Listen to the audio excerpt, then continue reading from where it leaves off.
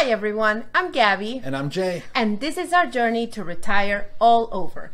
On this channel, we are sharing our experience as we get ready to retire in 6 years or so, and then spend the rest of our lives exploring the world.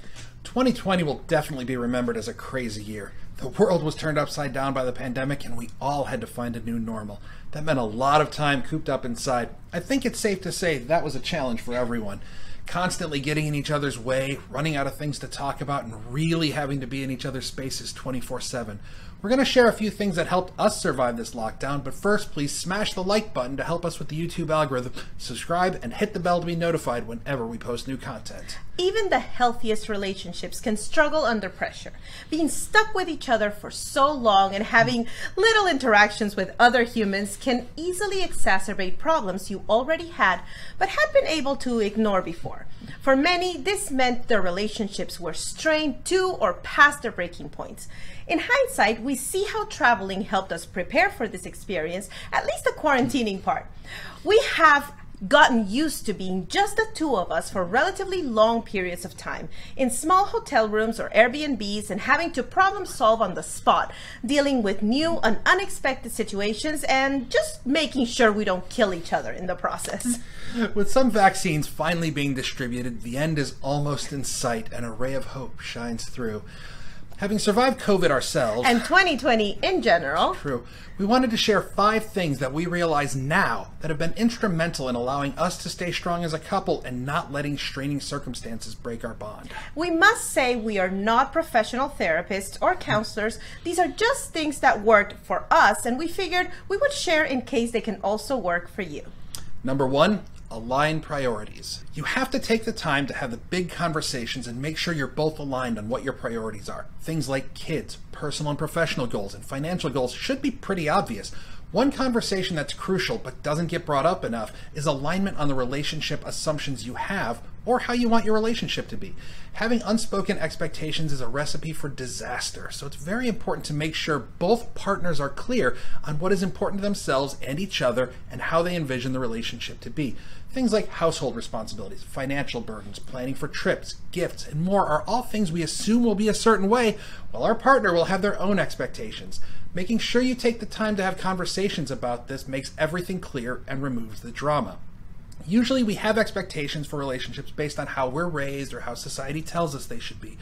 But having the conversation allows you to identify the things that are important to you and the things that simply are not. Knowing what isn't important just makes compromise so much easier. For example, we don't give each other gifts for birthdays or Christmas. It's just not important to either of us. But at the beginning of our relationship, it was a big deal because that's what you're supposed to do, right? But after talking about it, we realized that it wasn't important to either of us. Another example is our upcoming wedding. At first, we both agreed we wanted something small. But after thinking and talking about it, Gabby realized it was really important for her to have a big wedding with her big family in Peru. So we compromised. We're having a big wedding with her big family. It's really fine with me. I compromise all the time too, by the way. I just can't think of any examples right now. It's true, she does. I am a much pickier eater, so when it comes to food, we usually eat in the places I choose. Yes, but if I really want something, I make sure to speak up. It's true. It's all about understanding each other's priorities and trying your best to align them. And while we're talking about prioritizing, making each other a priority should be a no-brainer. At the end of the day, we're a team, and we need to make sure we're taking care of each other. Number 2, always communicate. Over-communicating is better than not. This is especially important when it comes to your feelings. More often than not, our partners say or do things that upset us, and we don't say anything. They don't know it upset us, and they're usually not trying to bother us on purpose. They just don't know. And there we are, festering inside, and our poor partners has absolutely no idea until we burst. Sound familiar? A known communication strategy is focusing on how an action makes you feel and not on the action itself. Regardless on the intention, feelings are feelings. Someone can have the best intentions in doing or saying something, and we don't want to negate that. However, your feelings are your own, and you should allow yourself to share how words or actions make you feel. But what if you don't even know why you feel the way you feel? That can make communication hard, and sometimes things tick us off and we don't know why. How can we say something if we don't even understand it ourselves? But you're still stuck with the feeling, so what to do? A thing we started doing is telling each other immediately if something the other did is bothering us, even if it doesn't yet make sense. For example, I'll say something like, "What you said gave me a gut negative reaction, but I'm not sure why. Let me think about it." And sometimes we talk through it together and sometimes not, but having it out in the open removes the drama factor. Our partner can be aware that it's a sensitive spot, and you are encouraged to give your feelings some thought so it doesn't become worse. This takes us to our next suggestion. And number 3 sounds cheesy, but stay with us. Be solutions oriented. Sometimes feelings, especially the ones that don't make much sense, come from traumas we've experienced in the past, and words or actions can trigger them.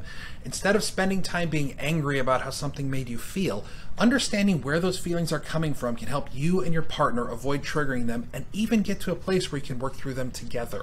But whether it's about feelings or other problems you need to tackle together, putting on band-aids is only good for a little while. Real problems require real solutions. Having an open conversation about the problem you want to solve, not pointing fingers, but instead being solutions-oriented and willing to get to the root of the problem, is a healthier approach in the long run. That's something we learned quickly through traveling. With all the moving pieces, someone will screw up. Lose tickets, make the wrong reservations, say the wrong thing in a foreign language, spend way too much money on something you really didn't need, misjudge the level of energy you have after a red-eye flight. I mean, the list could go on forever. Mistakes will be made, sometimes the same ones again and again. No one's perfect. You can choose to point fingers or dwell on what could have been, or you can make the best of what you have now and move on. But we're not saying not to think about it. Yes, look at what happened. Why did it happen? Get to the root of it and try your best not to repeat the mistake, and you will repeat the mistake. But even if you do, you can't change the past. All you can try to do is be better in the future. Number 4, pause and remember the good. Communication is good, but it is always better if you don't just react as soon as something your partner did annoys you or upsets you. Taking a moment to pause allows you to put things into perspective. It can be as simple as taking a deep breath and remembering the things you love about each other.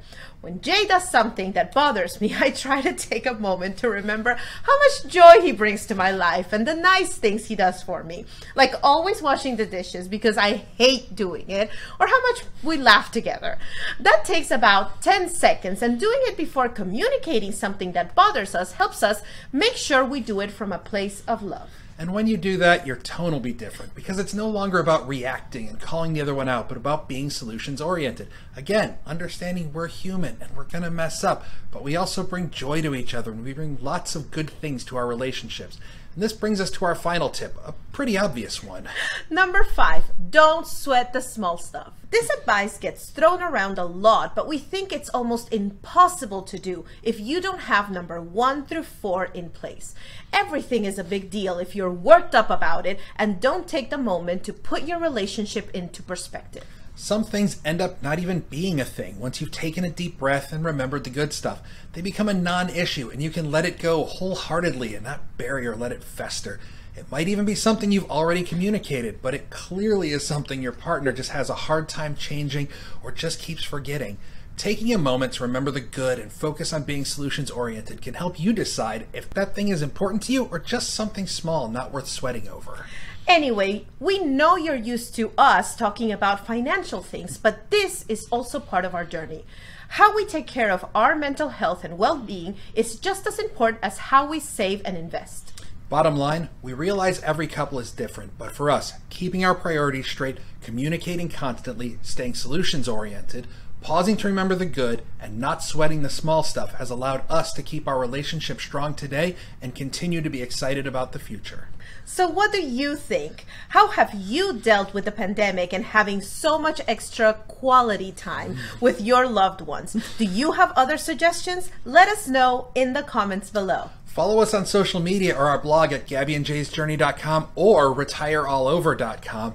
Please like this video, subscribe to our channel, hit the bell to be notified when we post new content. Until then, please stay safe, do your part, take care of one another, and thank you for joining us.